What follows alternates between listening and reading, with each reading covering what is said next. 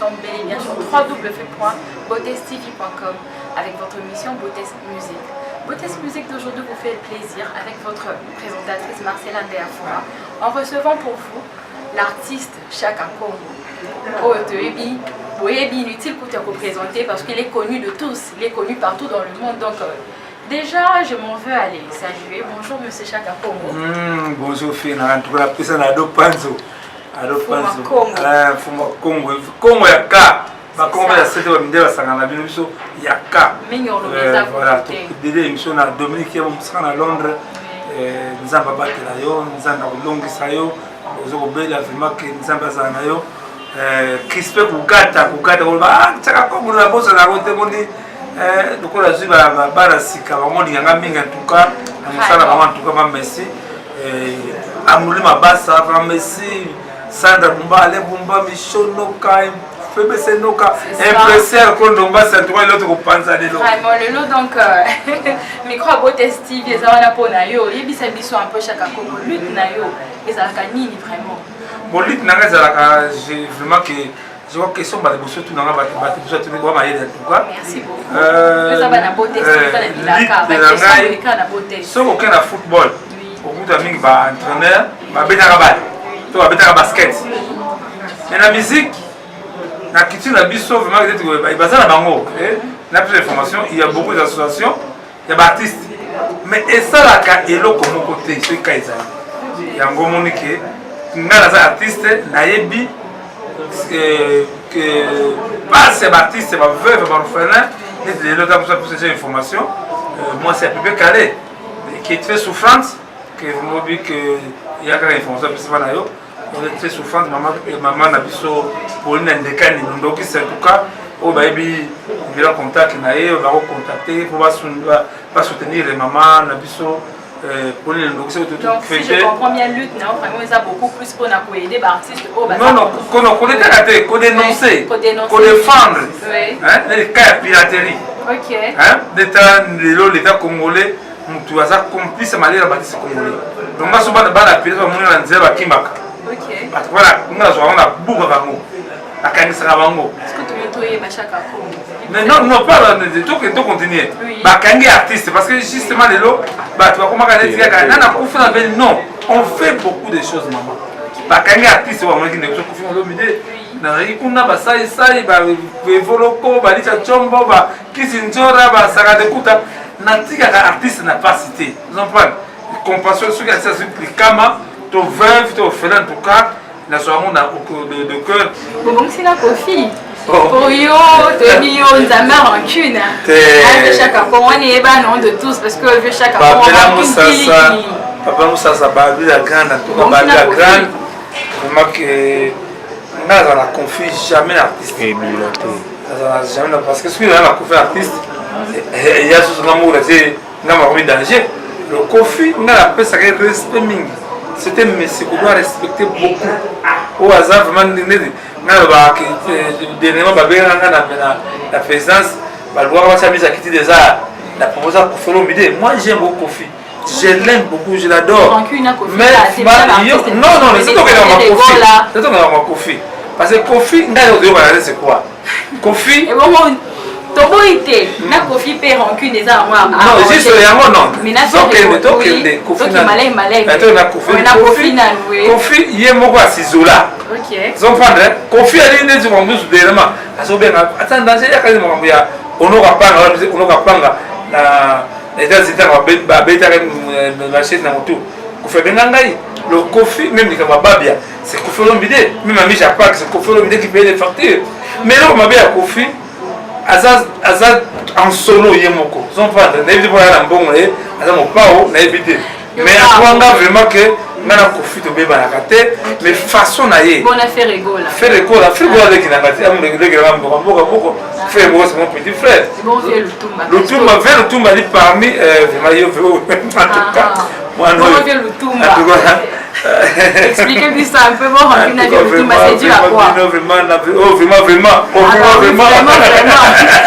Lutumba, c'est dû à quoi? Rancune Lutumba. César Loboko, les grands Mosenge, la petite Tina, grand cadre pe aza Sidi Hassan Nzemba mpona mboka ve lutumba yaka parmi bamauvais souvenir ya vi na ngai c'est ve lutumba ils ont parlé ya parmi bamauvais souvenir ya vi na ngai suite ya 80 ans nasala mpona projet oyo guitare oyo nazoli projet guitare na musée national et tuma ve mwana ye aboma moto olalimbisa kaka lelo na sepele mingi na ville à reconnaître projet oyo nasalaki batie baba lutumba simbare komi bavenir la ville ya Fabre Gaz. La ville que hôtel du Val d'Avoir. Batie tout sengaki basala bavenir l'avenir Mouché comme il a baraté c'est grâce à ça danger moto. C'est grâce à l'artiste en danger mais mingi yo kasi poto yo ndongo na tête likambo. Mais c'est ça initiative ça reconnaître yo te. Non. Tout le monde a mama za mbongo. Bon on va dire que c'est ça kaka. C'est moi qui a fait des projets, qu'on fait des collègues taboulés de son vivant. Sauf qu'elle a venu tomber, elle a venu tabouler, c'est un danger. Moi, je vais aller à la maman, je vais aller au Ghana. Mais il y a au Ghana, il y a des choses qui qui est le Sénat, le gouvernement, il y a des projets comme ça. Par exemple, parce que Bagana. Non, parce que. Non, on a le bien, maman. Les gens, parce que ça vient là-bas, moi quoi. Les gens voient ce mal d'argent. Tant qu'on a une sonde de base.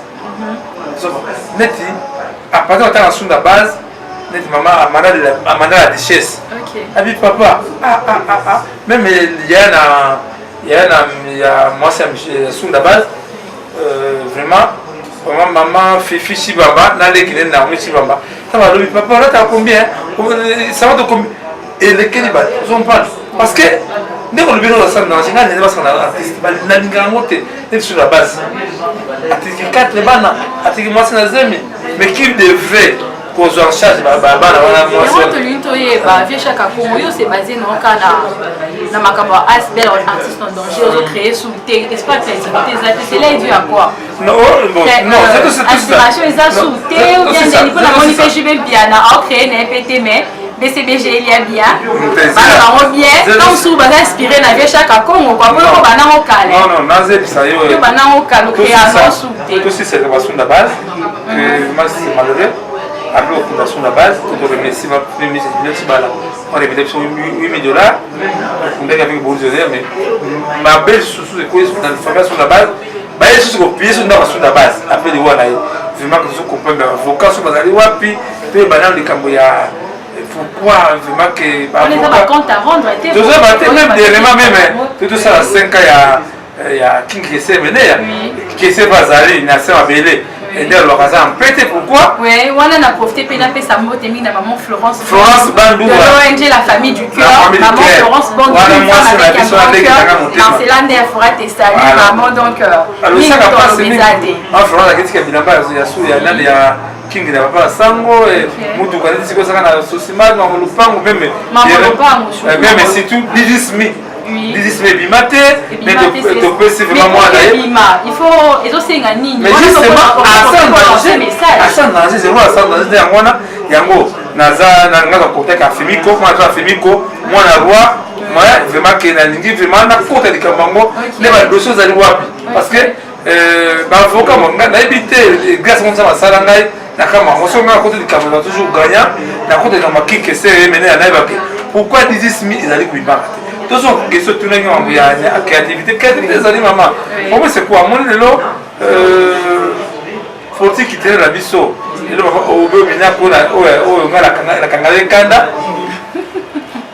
azali après qu'on parvenir dès qu'on fait passer loi au ya politique qui dirait les autres c'est quoi si congolais azali l'état congolais azora wala de bamida de la vida chayer ça la politique qui dirait ça va te choquer papa exemple la fois et qui va faire là papa nous faut oui moura la maison papa la biso o abengi papa Brazos indépendant tata moura la maison moni ngai d'abord le coup la simplicité son fan comme des syndicats et artistes tata on dit bien pour ça là les autres sont ça la biso comme ça la créativité donc les années sur la musique comme ça album non là bien album pour le moment maman c'est très difficile parce que pour le moment pourquoi et comment là bien quels sont les moyens qui te manquent là idée le lot à part quelques artistes aux sponsors Tangiranga Parwera, JP, Kofi, Ferre, Fabrigas,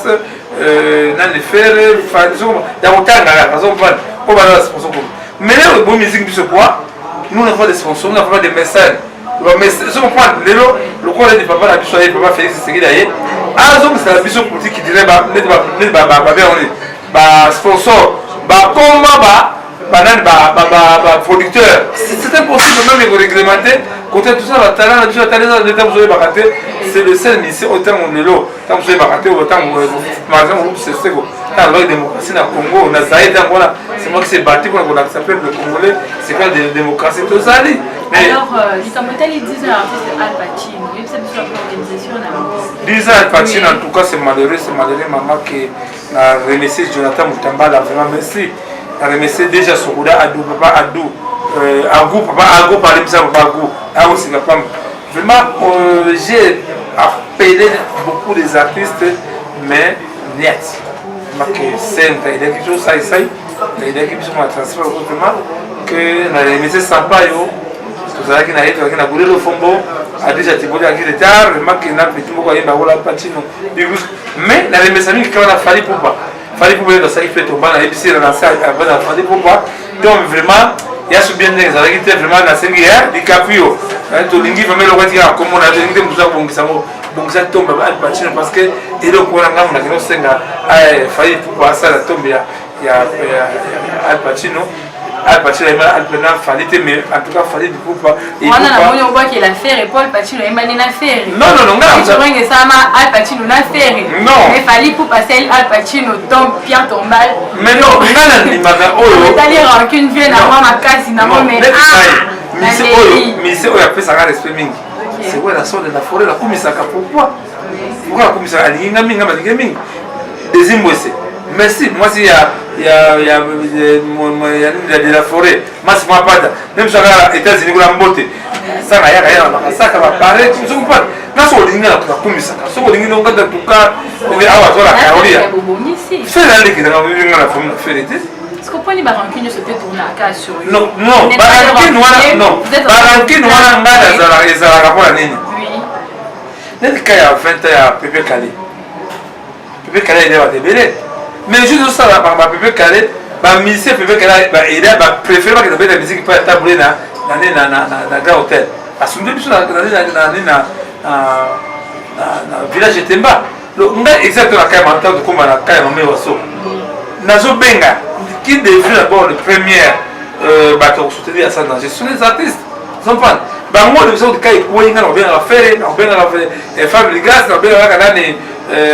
Baleki na ngai wata je vais piano bakofolo mide ba faire na benga ba wana vraiment que nous le vivons que oui ça comprendre et Marie Paul Montaya donc ça comme on dit bon qui les a mutasuka tous les mots qui rongent les artistes congolais ya mtu na mais kuta mbongo ça quoi da kampoka wa da mbongo mais de l'homme mais c'est il y a artiste musicien qui a mwanga na mateta tata toujours des cantions ndenge nini tu vas dans la table première édition du Congo hommage à table on fait des cours de table qui sont vivants c'est balabala table de la deuxième édition de Méré Papa de Massimaro le pourquoi de ça que l'on connaît ton ligne va on aura ça dans un vivant oui c'est ça vous c'est la carte qui a pour voyer ba valeur naie ne mo ne ba celle na Papa Lutumba faire des éloges au statut naïna sur 24 pour changer comment est venu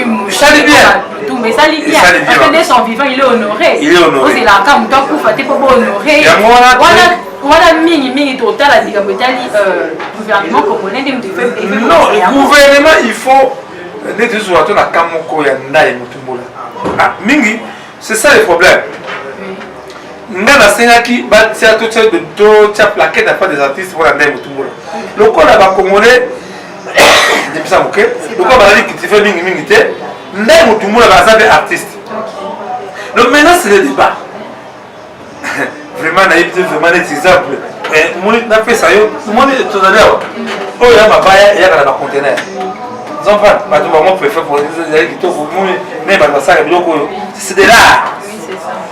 Mais ce qu'on va dire, artiste, musicien, comédien, praticien, non. Jouer à un artiste. babina ye wana nde natiaka wana bamouvement bamesi c'est de l'art yango omoni ke tobaki non yango wana mateta parce que biso oyebaka te guitare franco oyo batolelaka guitare franco ebunga mpe ekenda toyebi te ekenda na plaza guitare ebunga donc soki bamise mosu monene docteur nikoka sanda guitare ebunga dieu merci na veda pepe kale ngambo nazalaka na bilamba ebibale dechine etika foto epesa yango na mite na sono na batrophée na ye lokemwanga mateta kaka na saxone wana topesi ansi kemwangana veve kemwangana nicole kemwangana banes kemwangana grégoire kemwangana po bazo koyela na université ya papa na bango alors saxon wana efeki na musée national la génération future il y avait un grand saxophoniste qui s'appelait Kemwangana Mateta les années 18 mai dans le village était parce qu'on comprendre on lit beaucoup de yango estimé de te remettre ça moi na biso il faut savoir émission hein centre pongo bien moi na pongo love yeah bon mama kazi no et puis ma maman na a bon kabila maman na ye a bon mais moi na wana parmi on est quel agent sans danger c'est cette fille là adoptée ye ti siko ça la projet pour na ngai et ça qui passe mingi vie azo mais papa ça ma casse azabe moi azalape moi si maintenant mais aux autres artistes en danger tu te moni que c'est que aux vimba non asima na moko non asa en danger zali asbel zali on bon côté net adopant j'ai bien on est les big man adopant moi adopant chaque mois America moi na fungimba net chaque mois adopant doit il avoir quelque chose mais est-ce qu'il faut qu'on dit matin kolata na ngai kwa mama va transfert amulima basa c'est que l'artiste en danger c'est retrouvé là non nana bien maintenant je suis considéré mais awa tona Caroline chaque midi va les regarder leur ils ont pas déjà il y a déjà 14 ans c'est pas peu ils ont pas lelo diaspora lelo na remercier mingi moto bengi Sandra Bumba allez Bumba de bango même maman na biso maman bondo le zeidio maman na qui artiste en danger ça veut dire que ça c'est retrouvé qu'on a à en danger et comme si n'a pas na ko combattre moi j'entre yo reza que commander wapi non à en danger permettre ngai na kota pas na ko kota c'est maintenant même et la présidence primature de la politique non politique c'est monde banchor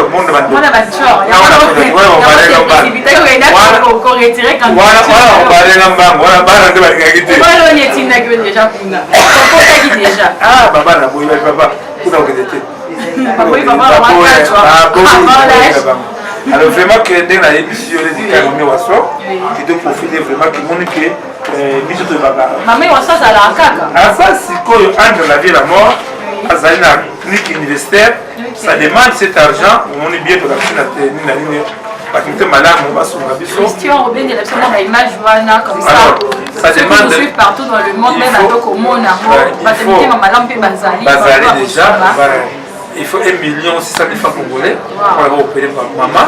Il y a pas que c'est très dangereux. Il y a tout sur maman dans envie. Tous les ratés qui vont faire pour toi. Maman Wasso vraiment que à ça niveau en boca c'est la première comédienne en tout cas. Pas le monde il meilleur contact dans la presse en tout cas. Dans le monde déjà tout le monde déjà en tout cas.